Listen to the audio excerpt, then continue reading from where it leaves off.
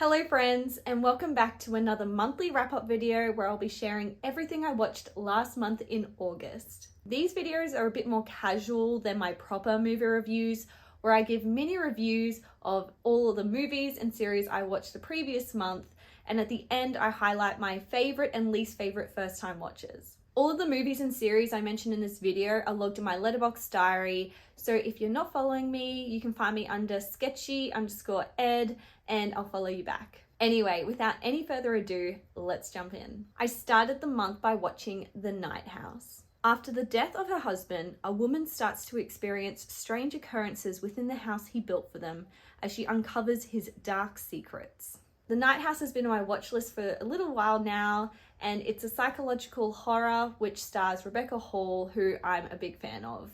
I particularly like her work in The Gift, which if you haven't seen it, I really recommend it.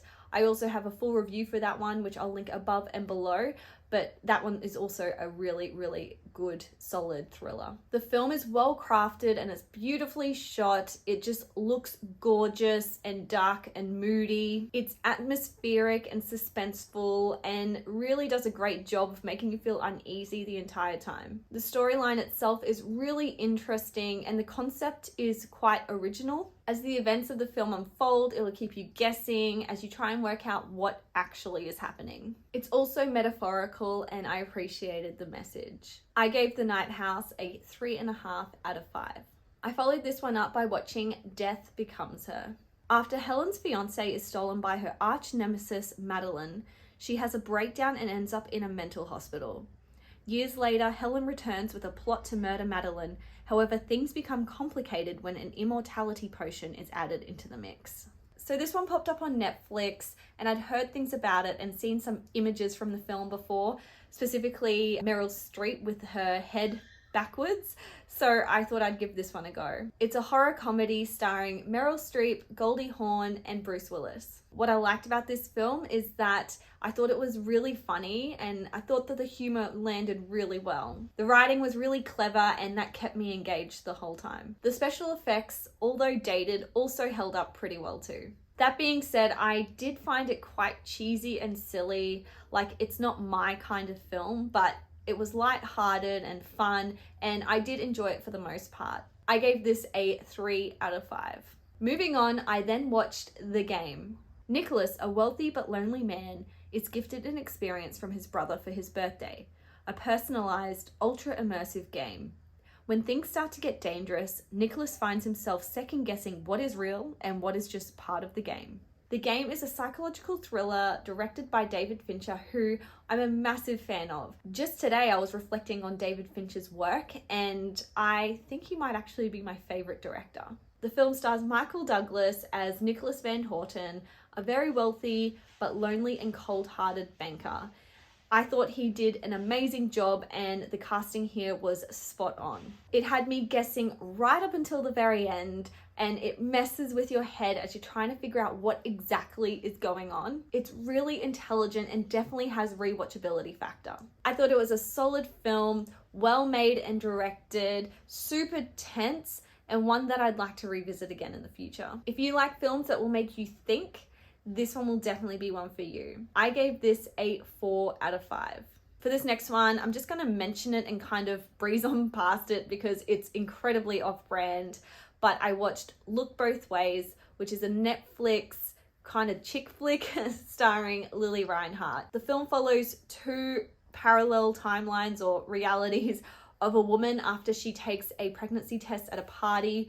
So one of the timelines is that she took the pregnancy test and it was negative, and the other timeline was that she got a positive result. I actually quite liked this film. It was an easy watch, and I think being a mum myself now, I kind of resonated with the character a bit. But yeah, if you're after something lighthearted and a bit corny, then I'd recommend this. I gave this a 3.5 out of 5. Next, I watched Bad Vegan. Bad Vegan is a docuseries chronicling the downfall of famous chef and successful restaurateur Sama Mangalis. Bad Vegan is a 4-part Netflix docuseries which is just absolute bonkers. Just to give you a little bit of context, The docuseries is heavily based around her marriage to a man who claims he's an alien who will make her dog immortal. That pretty much sums up the level of craziness that this story involves. It was super entertaining and just totally unbelievable. Like, while you're watching it and hearing these things, you just I don't understand. I just don't get it. Like, what was she thinking? Is this real? I don't know. I'm definitely not sold on the reliability of Sama Mangalis's retelling of the events. Like, she's definitely not a trustworthy source, but there are digital receipts and voice recordings that kind of back up her claims, but I don't know. I don't trust this woman. This one's definitely a wild ride, and it is only 4 episodes, so it doesn't take too long. But yeah, I think that this one is definitely a really interesting watch. If you haven't seen it, I would recommend it. Also, fun fact, I was actually a vegan for 6 years of my life and a vegetarian for 2 years prior to that. I'm not anymore, but I just thought I'd mention it. And weirdly enough, there's a part of this series where she has an alias, and that's my name. She's using my actual name. So that was really weird to hear. But anyway, I gave this a 3.5 out of 5. I then watched Alone. A woman driving alone through a remote area surrounded by heavy woodland is targeted by a sadistic serial killer. If I had to describe Alone in one word, I would say tense. This film had me on the edge of my seat pretty much the entire time and just made me feel so uneasy and stressed.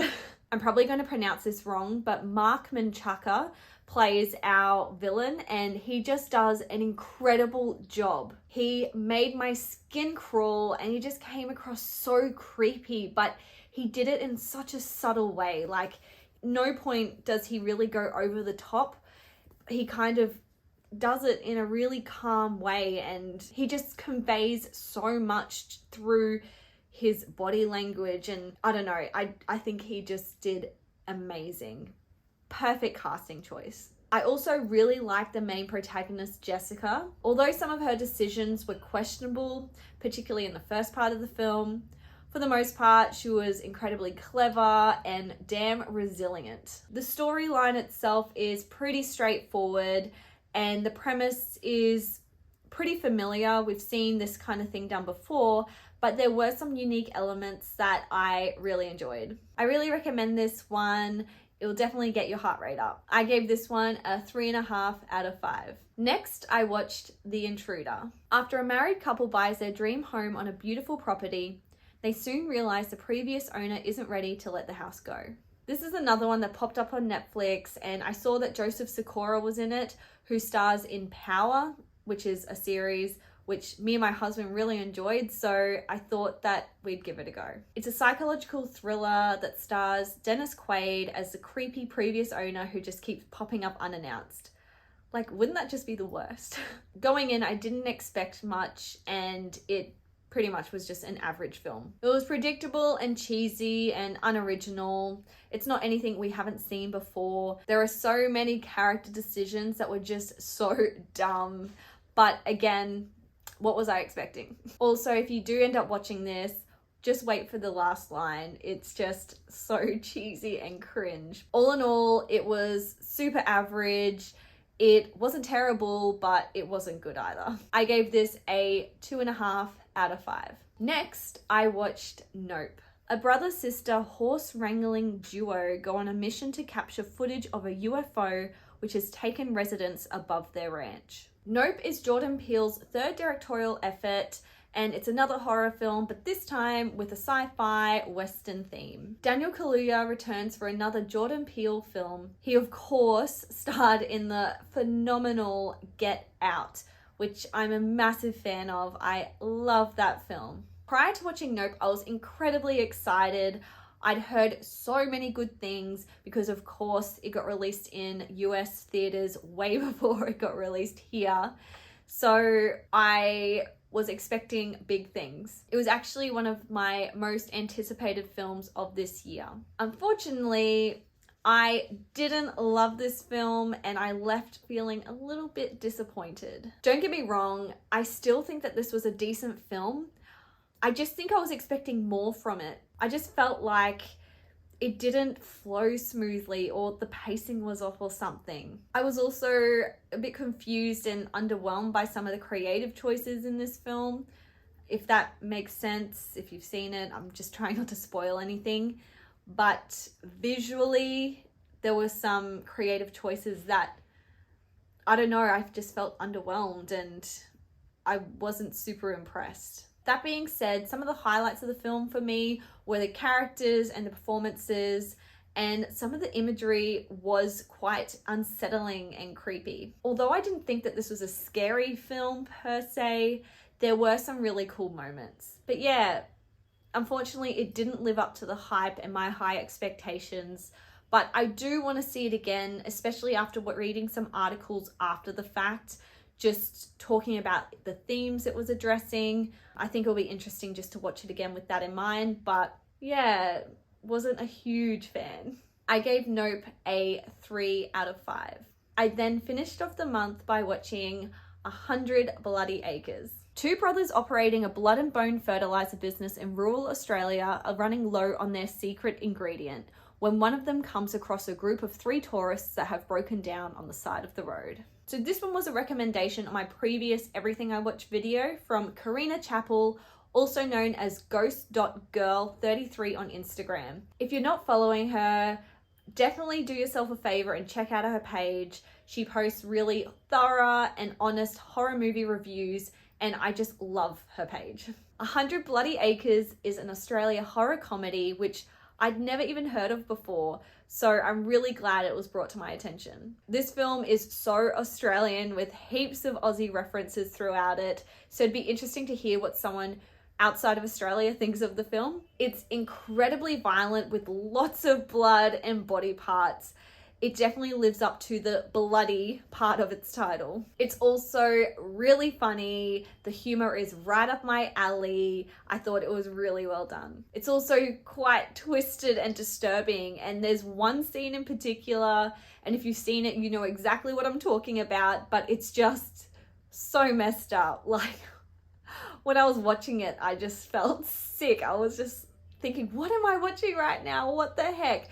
But it's all part of the fun. I thought this was such a fun film and it kept surprising me. Like, it was unpredictable and just a bloody good time. Thanks so much for your recommendation, Karina. I love this film and I love your work. I gave this a 3.5 out of 5. So that was everything I watched last month, and now I'm gonna highlight my favorite and least favorite first time watch of August. My favorite film of the month has to go to The Game. I really enjoyed this film. I love that it had me guessing the entire time, and I was super engaged, and I just thought it was super intelligent and really well done. For my least favorite film of the month, that would have to go to The Intruder. It was just a perfectly average film. So that was everything I watched last month in August. I hope you enjoyed this video. Let me know in the comments below what your favorite film of the month was. I love to hear what you're watching, and I also really love getting recommendations and new films to add to my watch list. Anyway, I hope you guys enjoyed. I'll see you guys next time. Thanks for watching.